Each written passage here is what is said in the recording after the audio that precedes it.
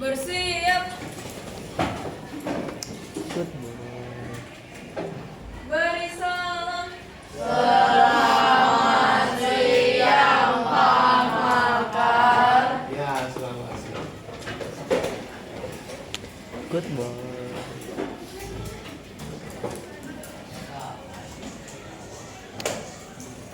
Masa 40 menit tuh. Oke, ada yang hari ini nggak masuk? Siapa yang nggak masuk? Itu semua ya. Oke, kali ini kita akan masuk ke materi saya. Saya ketinggalan.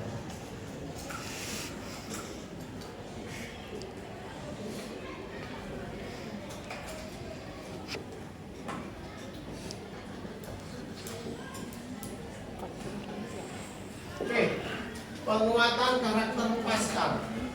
Masih ingat Pascal? Apa?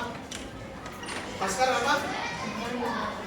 Pribadi, akademik, sosial, spiritual, dan karir. Ya. Itu adalah target perkembangan yang harus kalian capai sebagai remaja. Ya, tentunya di sini saya mau ke pribadi. Penguatan karakter secara pribadi. Dia itu anaknya bagaimana sih? Oh, anak itu kayak gini. Oh, pribadinya kayak gini. Oh, pribadinya kayak gitu. Anaknya baik. Anaknya nggak baik. Anaknya nakal misalnya. Oh, anaknya baik hati. Nggak pernah tersinggung, nggak pernah marah. Kedatangannya dia selalu diharapkan teman-temannya. Saya memiliki sebuah statement begini. Tidak ada di dunia ini hidup yang paling sempurna selain hidup baik. Pertanyaan, sudahkah Anda berbuat baik hari ini?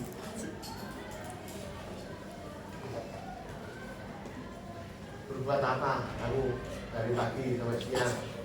Perbuatan baik apa? Perbuatan baik apa? Ayo. Sudah dilakukan. Ini menjadi pemenuhan pribadi kita masing-masing. Kita itu dari apa? Ayo, Max. Perbuatan baik apa kamu yang dari tadi pagi sampai sekarang?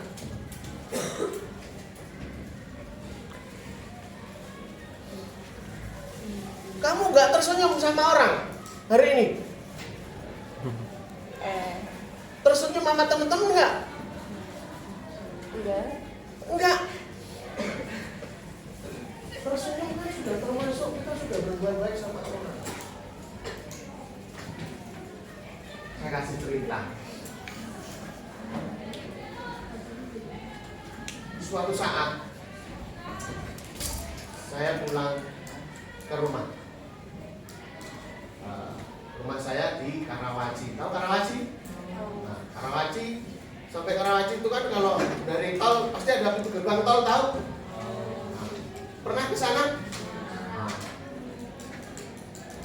Sore itu hujan deras banget. Ketika mau keluar tol itu ada antrian panjang depan pintu tol itu. Ada 1, 2, 3, 4, 5 saya, mobil saya, terus belakang masih banyak. Kebetulan hujan lebat. Petir menyambar-nyambar ya. Duar gitu kan. Astagfirullahaladzim. Beri kencang. Buat takut. Tapi ini antrian nggak segera terurai. Kira-kira kenapa kok masih macet? Nggak ada sambal tuh. Nah, ternyata yang paling depan itu tidak segera terbuka pintu tolnya. Di depan sudah klakson, tantin, ting, gitu juga. Di belakang juga tantin, gitu. Sedangkan hujan, semuanya seakan emosi mau ke sana. Kira-kira ada kenapa kok nggak segera terbuka? Tapi tidak satu mobil pun yang berani untuk keluar atau bersedia untuk keluar membantu orang yang di paling depan. Akhirnya saya dengan rada-rada grundel, terus saya berusaha saya coba untuk keluar. Ya, walaupun hujan, saya bawa etol saya keluar. Saya berusaha untuk membuang ego saya, keluar dari zona nyamannya saya duduk dengan enak. Saya harus keluar hujan-hujanan ke depan. Ternyata apa di sana? Yang nyopir yang paling depan itu ternyata kakek-kakek. Kakek-kakek sudah tua. Ya kakek ya pasti tua ya. Nah terus, kenapa kok belum terbuka? Aduh, nah saya nggak ada etol, saya bingung ini bayarnya gimana. Oh gitu ya kek, oke. Akhirnya etol saya setek, kebuka. Silakan kek. Terus saya bayarnya gimana? Udah kakek, jalan aja nggak apa-apa, biar saya yang bayar. Oh nggak bisa begitu. Saya dikasih uang 50.000. Oh enggak kek, nggak usah. Gini aja kek. Kakek punya anak berapa? 5. Oke. Sampai di rumah nanti pesenin sama anak kakek. Suatu saat ketika mereka mengantri di tol dan tidak di depannya ada yang enggak punya, tolong dibantu. Oh gitu ya nak. Oke. Baik, nanti akan saya pesankan ke anak saya. Akhirnya jadi. Terus saya kembali lagi baru terbuka. Pertanyaannya, apa yang bisa dipelajari dari cerita saya?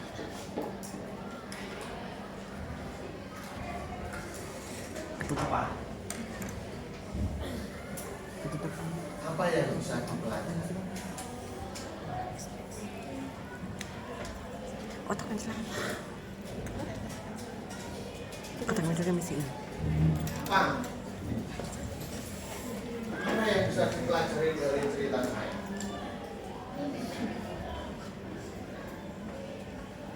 Untuk melakukan sebuah kebaikan harus bisa mendobrak diri kita sendiri dari egonya kita.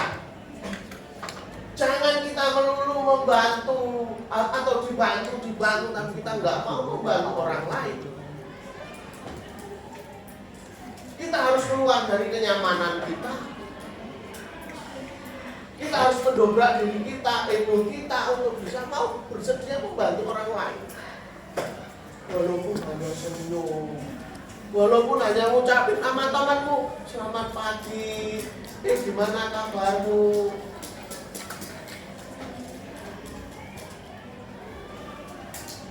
Ngerti maksud saya? Ngerti? Cerita kedua.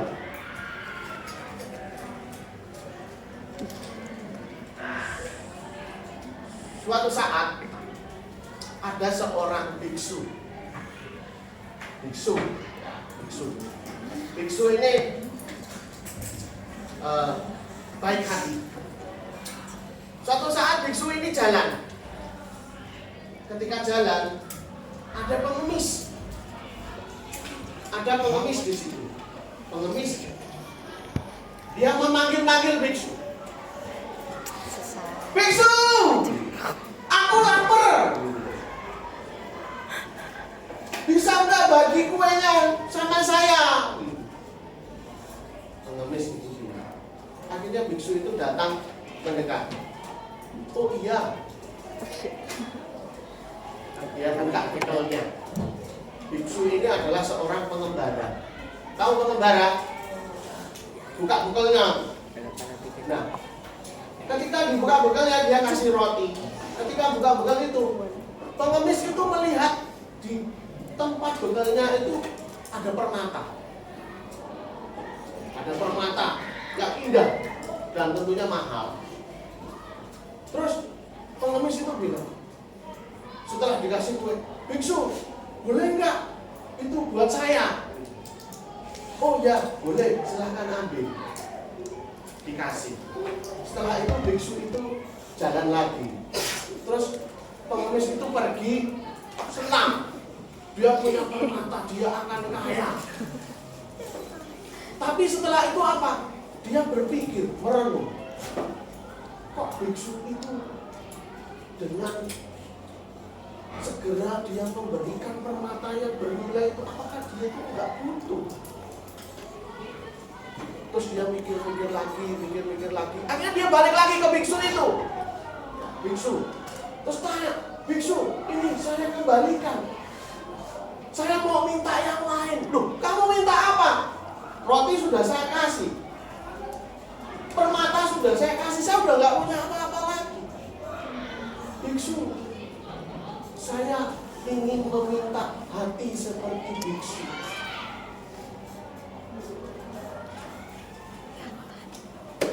Saya pengen memiliki hati seperti biksu.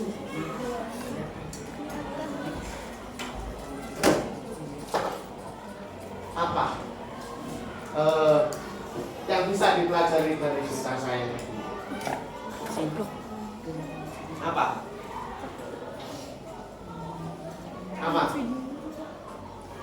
Max?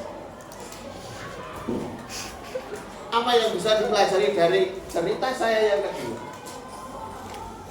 Apa?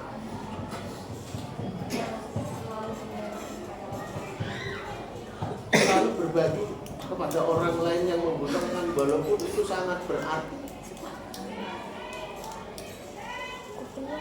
Ada lagi?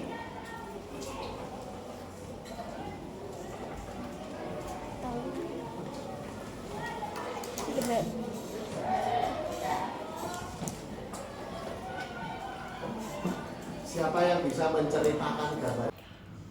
Salam Sang Timur, damai di hati, damai manete inmi. Jadilah pribadi yang baik hati, karena kebaikan akan kembali kepada Anda lagi. Jadilah pelaku lingkaran kebaikan, di mana kebaikan bukan hanya dibalas, tetapi diteruskan, agar semakin banyak orang berbuat baik dan dunia ini penuh dengan kebaikan. Anda mungkin pernah dengar kata-kata indah ini. Apa yang Anda tabur, itulah yang Anda tuai. Jika kita berbuat baik kepada orang lain, kita akan mendapat kebaikan pula dari orang lain. Tuhan akan mengirim orang baik kepada Anda ketika Anda membutuhkan. Oleh karena itu, jadilah pribadi yang baik hati. Beri senyuman, bantuan walaupun kecil, dukungan kepada orang-orang di sekitar Anda. Jangan ragu untuk membantu orang yang membutuhkan, walaupun Anda tidak mengenalnya. Menyapa, menanyakan kabar, atau hanya say hello saja kepada orang yang Anda jumpai. Bagi saya pribadi, tidak ada hidup yang lebih sempurna di dunia ini selain hidup baik. Maka jadilah pribadi yang baik hati, karena kebaikan akan kembali kepada Anda lagi. Salam Sang Timur, damai di hati, damai manete inmi.